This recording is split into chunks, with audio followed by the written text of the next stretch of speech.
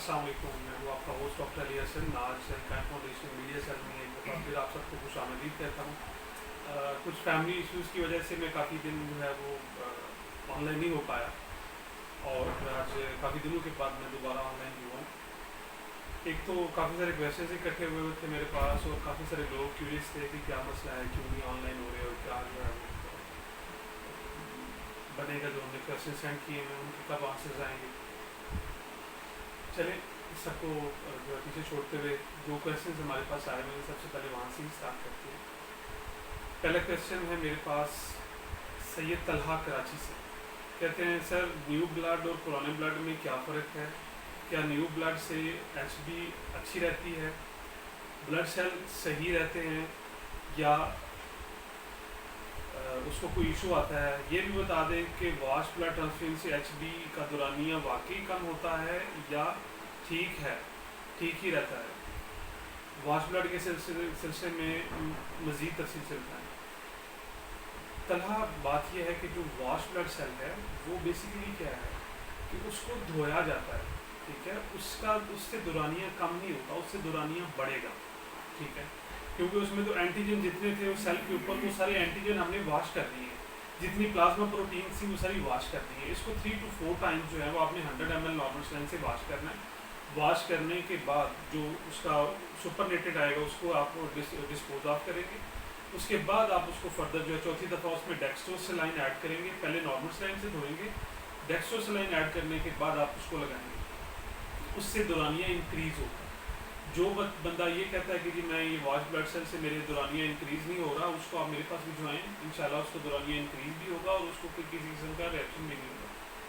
नया ब्लड और पुराना ब्लड है इसका मैं थोड़ा सा बता दूँ। जो फ्रेश ब्लीडेड ब्लड है, ठीक है, रिकमेंडेड तो ये है कि आप जो बच्चे हैं या जो जिनको रेगुलर ब्लड ट्रांसफ्यूजन होती है उनको 5 से 10 दिन के अंदर जो है जो ब्लड ब्लीड हुआ हुआ है वो आप उसको दें। 5 से 10 दिन पुराना ब्लड आप दे सकते हैं, उससे बेस्ट रिजल्ट्स मिलेंगे। जो होता है ना, अभी आपने वॉश किया, अभी जो है सॉरी आपने ब्लीड किया और उसको फ़ौरन लगा दिया, उससे उतने अच्छे रिजल्ट्स आपको नहीं मिलेंगे। जो कहते हैं कि जी ये हम एचबी जो है वो हमारी मेंटेन रहती है, हम फ्रेश ब्लड लगाते हैं, फ्रेश ब्लड सिर्फ जो है वो चंद सूरतों में लग सकता है। उसमें कभी भी जो है वो आप नहीं कह सकते कि हर पेशेंट को हम जो है वो फ्रेश ब्लड देंगे, क्योंकि अगर हर पेशेंट को फ्रेश ब्लड देंगे तो वो उसको फ़ायदे के साथ साथ 3 गुना ज़्यादा नुकसान हो जाएगा।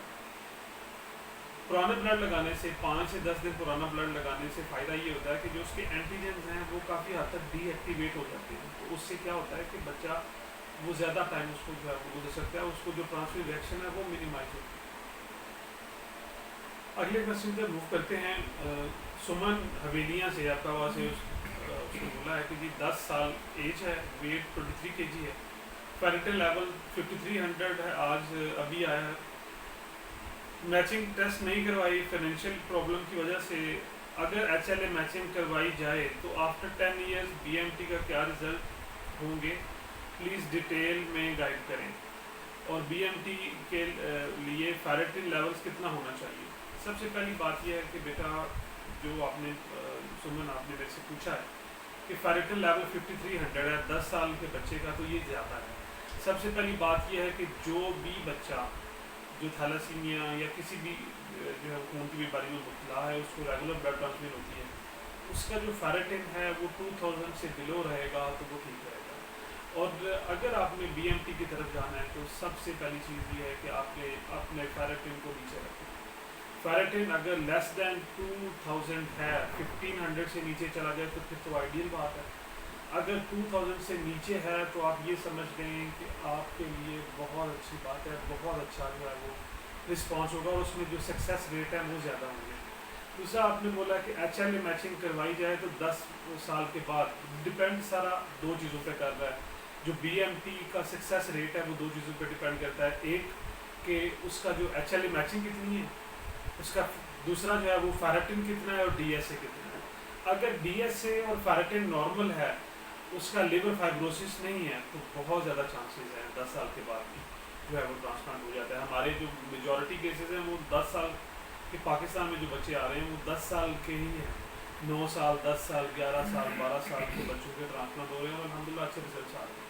اگر اچھا کنٹرول ہو تو آپ جو ہے وہ اچھے طریقے سے ہی اس جو ہے بی ایم ٹی کی طرف جا سکتے ہیں اور بڑے اچھے سکسیس ریٹ مل سکتے ہیں آپ کو۔